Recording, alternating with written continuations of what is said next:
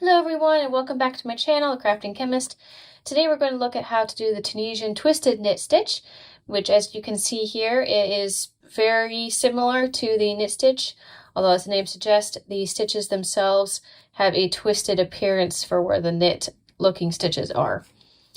To get started, you're going to want to do your foundation row, which if you do not know how to do that, please check out my video on how to do that. You can find it in the description below.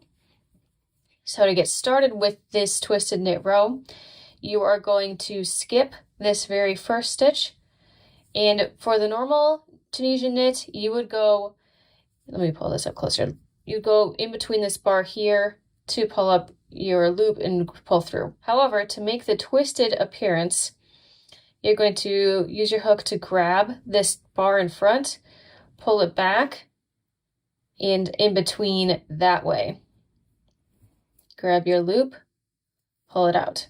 To show that again, so instead of going through just in between this direction, you're going to use your hook to pull it backwards, then go through the center and pull a loop through. And you are going to do that all the way across.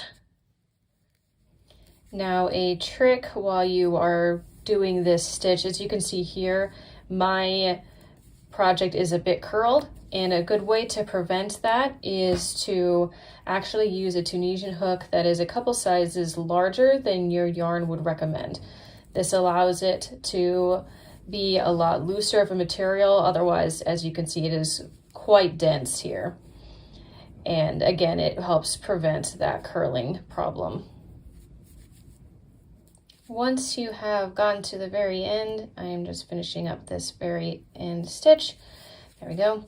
Once you've gotten to the end, you are going to want to yarn over, pull through one, and then finish your return by doing a yarn over, pull through two, all the way across till you get to the end.